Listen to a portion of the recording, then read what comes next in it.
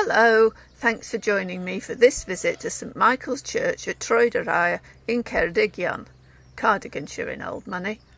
This rural church is in a beautiful setting, best seen like this in midsummer, and it is open and welcomes us in several languages. Let's take a look inside. Every church has its own unique feel, and there is a sense of rural tranquility here above all. Plain glass floods it with light and allows views of the trees that surround it.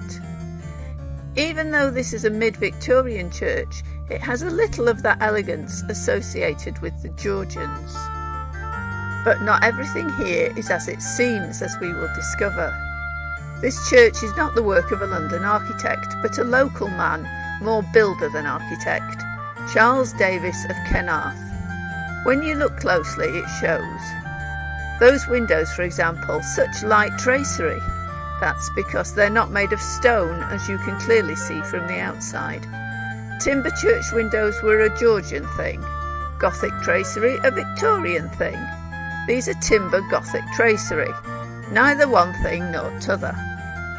The arched door, well, that's a sham too. The door is an ordinary rectangular door in an arched surround. The walls are plastered in Victorian style, but look closely and you see incised lines imitating ashlar stonework, which is more of a classical, not a Gothic wall treatment, and again more Georgian than Victorian. Mr. Davis was not really up with the latest fashion, and certainly not a follower of the church building advice given by the ecclesiologists. The east end, when viewed from the outside, suggests a south aisle, but inside? Where has it gone? Disappeared! In fact, that's the vestry.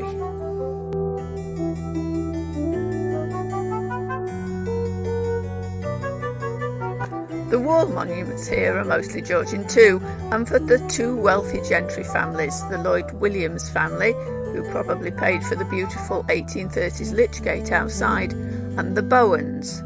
Most are to the Bowens, who lie outside in this family plot. This faded one under a classical urn is to the first wife of a Georgian rector here, and this is to his second wife. The Reverend Thomas Bowen, M.A. Oxon, is commemorated below in glowing terms. 50 years rector, also magistrate and deputy lieutenant for Cardiganshire, universally loved and a great benefactor to the poor. In with the general theme here, not all is as it seems. Thomas Bowen was rector and wealthy landowner here, and built himself a large rectory, mansion really, so he could live in style. He was an antiquarian, a notable agriculturalist. He set up a school to educate the local children, all very worthy. But his work in the parish was undertaken by curates. He neglected his duties as a priest. He was a notorious womanizer and adulterer. The rector after the rebuilding was the Reverend Rhys Jones Lloyd, M.A., who also served as a priest here for half a century. It seemed that if you got this living, you didn't want to leave. He was the third son of Thomas Lloyd of Bronwith, so another clergyman from the local gentry. When he died in 1904, the organ by Lydiat and Sons was given in his memory. It was very much second-hand by then, being a Georgian case. The old bell has been kept and is on display in this glass case, and the early medieval font, a rather peculiar one, is opposite it. The font has been painted. There's a lot of paint here. The moulded brick reredos has had the same treatment. White now, the font was painted a different colour in the early 20th century, described by an outraged antiquarian as a hideous greenish yellow colour, so that it appears as though daubed with salad dressing. The same colour has recently been applied to the windows outside. I'll let you make your own mind up about whether it reminds you of salad dressing or not. Despite Mr. Davis of Kenarth not being a proper London architect and not following correct Gothic principles, I actually like the result.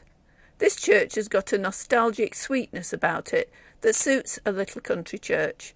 Better outside than in, perhaps, but I can forgive him for that. The ironwork in the earlier Lichgate is really excellent. There's a mounting block nearby and a ruined building which might have been a stable for the clergy horse to rest up during divine service.